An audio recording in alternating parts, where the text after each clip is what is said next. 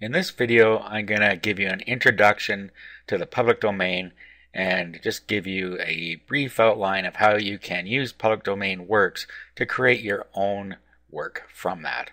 I'm going to speak specifically about ebooks, but there's many other things in the public domain such as art, software, you name it, it's here.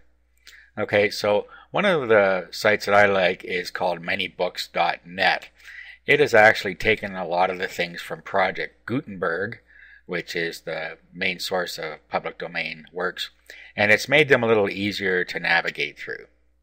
So what I do is I always go with genres. Now you can do this any way you want, but I like to look at genres and then decide what type of book I want to create from here. So let's go to cooking and see what we have in here.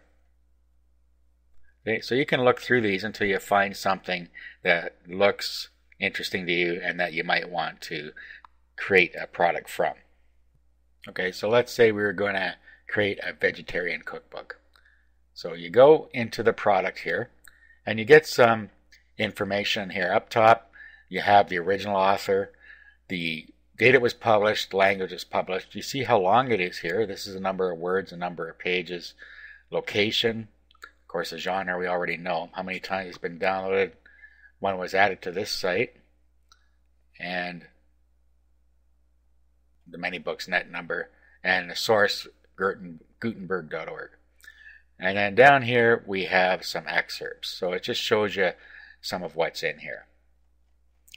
Now what you want to do is you're going to want to download it. Now there's a lot of different formats that you can download it in here, and it depends what you're going to use to edit it. I don't suggest you bring it down in PDF, because PDF is really a readable format, not a writable format. You're usually pretty safe with RTF, which is rich text format. It will open in any word processor. You can also bring it down in text file. So just decide how you want to bring it down. I'm going to bring it down in RTF, so I click on that. Now I click on download, and then I can download it to my computer. Okay, then I can go ahead and open that. Okay, I just opened it in WordPad here. What I actually am going to do is I'm going to do an open it with, and I'm going to open it with openoffice.org. If you don't have a word processor that will create PDF files for you, you can download for free a program called OpenOffice. Just go to openoffice.org and download it, and then open it with the writer. So I'm just going to open this with OpenOffice. Okay, so I'll select openoffice.org here. We'll open it up. Okay, and we have more robust features in here. Okay, so there's some stuff in here. Now, what you're going to want to do, first of all, is rearrange the book. As you can see here, this is a real jumble here. So you'd have to go in and really fix up any text errors and reformat it. Now in this case, I noticed that when I opened it with WordPad, it's actually formatted correctly. So what you might want to do is just save it in WordPad and then reopen it. So what we'll do here is we'll just save as, and then we'll just give it a different title here.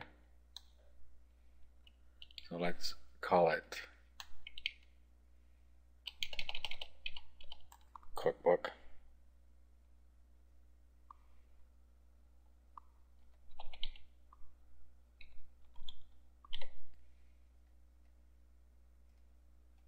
Okay, now what you could do is just open up Cookbook with OpenOffice.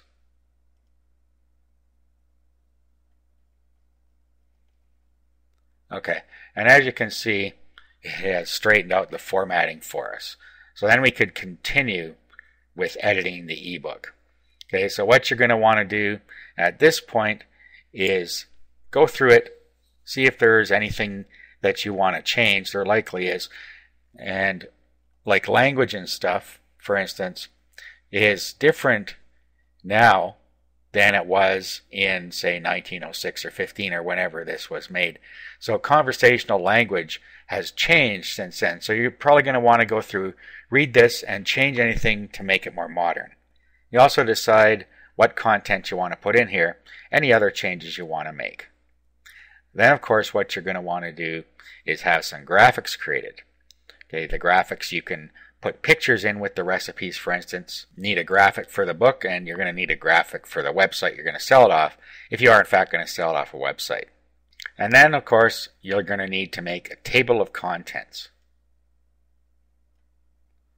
And once you've done that, what you're going to want to do is export it as a PDF file. So you do File, do Export as PDF, and then when you click Export, you'll have a PDF ready to sell.